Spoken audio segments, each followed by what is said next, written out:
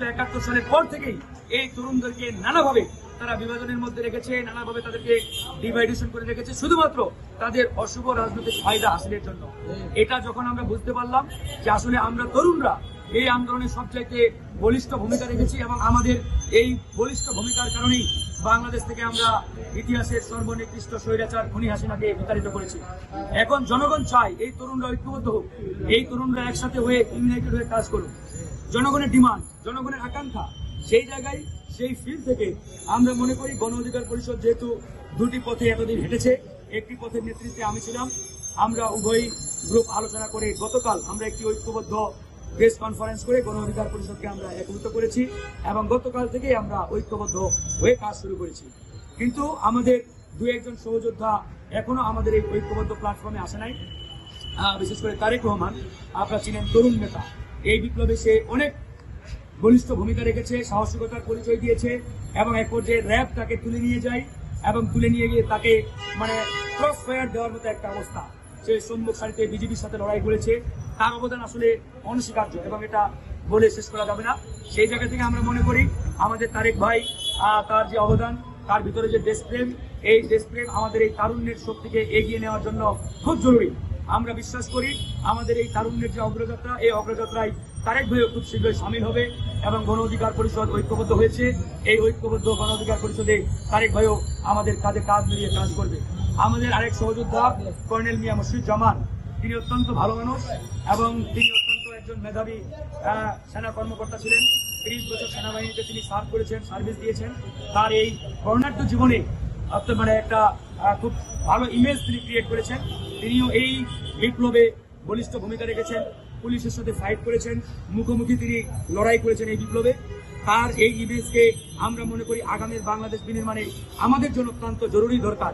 তাই আমরা জামান ভাইকে একাধিকবার গিয়েছি, তার বাসায় গিয়েছি, আমরা বলেছি ভাই আপনি আমাদের অভিভাবক, গার্ডিয়ান, আমরা চাই আপনি আমাদের গার্ডিয়ান হয়ে, অভিভাবক হয়ে আমাদের মাথার উপরে থাকেন, আমাদেরকে গাইড করেন, পরামর্শ দেন।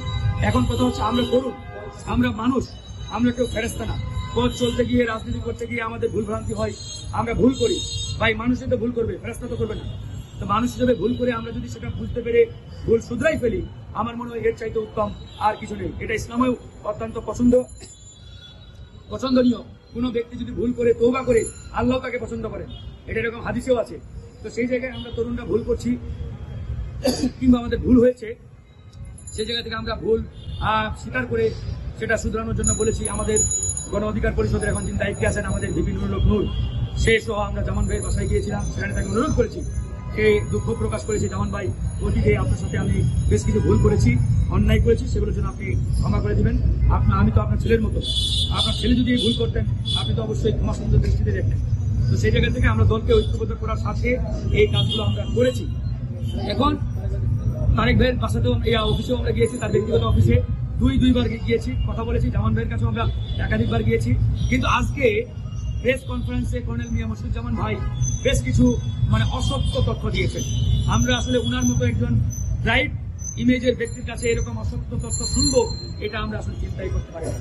উনি আজকে বললেন যে উনি যে একজনকে দায়িত্ব দিয়েছেন, অ্যাডভোকেট শিরিন আক্তার, তাকে নাকি আমরা অফিসের সামনে থেকে জিম্মি করে, এই বিল্ডিং এর উপরে রেস্টুরেন্ট আছে ওয়েস্টন, এখানে নাকি আমরা জিম্মি করে নিয়ে আসছি এবং এখানে একটা জিম্মি করে রেখেছি অনেকক্ষণ। তারপরে কি তাকে নাকি আমরা নানান প্রলোভন দেখিয়েছি। কিন্তু তিনি তার পাশে বসা সেই অ্যাডভোকেট শিরিন আক্তার যখন ফ্লোর দেওয়া হলো তাকে, সে কিন্তু স্পষ্ট করে বলেছেন আপনাদের মিডিয়াতেই যে আমাকে কেউ জিম্মি করে নাই, তারা আমাকে বলেছে আমরা একটু কথা বলতে চাই, আমি স্বেচ্ছায় তাদের সাথে গিয়েছি এবং কথা বলেছি এবং তারা আমাকে কোনো ধরনের প্রলোভনও দেখায়নি। তার মানে কর্নেল মিয়া মসজিদুজ্জামান তিনি যে অসত্য তথ্য দিয়েছেন এবং ওনার অতীত যে ব্রাইট ইতিহাস, আমি মনে করি তার ব্রাইট ইতিহাসে তিনি নিজেই আজকে কলঙ্কের দাগ লাগালেন। আমরা এটা কখনোই আশা করিনি। আমরা জামান ভাইকে ভালো অতীতেও জেনেছি, আমরা মনে করি তার এই বর্ণাঢ্য ইতিহাস, ঐতিহ্য, কেরিয়ার, এগুলো আসলে কালেমার একটা হোক, এটা আমরা কখনোই চাই নাই। তিনি নিজেই কালিমার দাগ লাগালেন এই মিথ্যাচার করে। সেই মিথ্যাচারের সুস্পষ্ট প্রমাণ তার বাসে বসা অ্যাডভোকেট শিরিন আক্তারে দিয়ে দিলেন। তো যাই হোক, আমি আসলে সেটা বলতে চাই না। আমাদের মুখ্য উদ্দেশ্য, আমরা তরুণরা ঐক্যবদ্ধ হতে চাই, দেশ ও জাতিকে নতুন এক বাংলাদেশ উপহার দিতে চাই। দেশের মানুষ তরুণদের আর বিভাজন কিংবা আলাদাভাবে দেখতে চাই না, তরুণদের তারা ঐক্যবদ্ধভাবে দেখতে চাই, এক জায়গায় দেখতে চাই। সেই জায়গা থেকে আমরা মনে করি তরুণরা আমরা এক হয়েছি, একই সাথে আমাদের এই আন্দোলনে যারা সামনের সারিতে নেতৃত্ব দিয়েছেন, বৈষম্য বিরোধী আন্দোলন, নাগরিক কমিটি, আমরা চাই তারা এবং আমরা আরো আমাদের নানান জায়গায় যে তারুণ্যের শক্তিগুলো আলাদাভাবে কাজ করছে তারাও এক জায়গায় আসুক। আমরা ঐক্যবদ্ধভাবে তারুণ্যের এক বাংলাদেশ নির্মাণ করি। সব রাজনৈতিক দল হিসেবে গণ অধিকার পরিষদ ঘোষণা করবো। ওই সময় আমরা বাংলাদেশের আরেক কৃতি সন্তান ডক্টর রেজা কিবরিয়াকে আমরা আহ্বায়কের পদে আমরা নিয়ে আসি।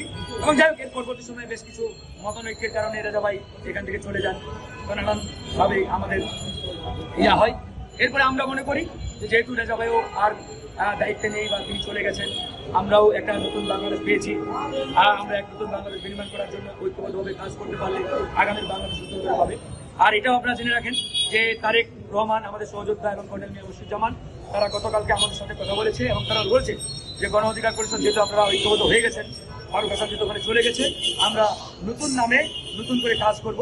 তারা অ্যাকচুয়ালি মানে বিভিন্ন বা তাদের সাথে কাজ করতে চায় না নানান কারণে।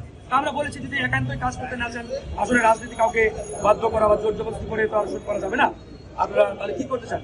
তারা বলেছে যে আমরা আগামী শুক্রবার নাম চেঞ্জ করে আমরা নতুন নামে রাজনীতি শুরু করব। আমরা তাদেরকে স্বাগত জানিয়েছি। আমরা বলেছি সহযোগিতা হিসেবে আমরা আপনাদের কাজ দিয়ে দেশের জন্য কাজ করবো। আপনারা যেই নামেই থাকেন, যেই ধরনের। Thank you.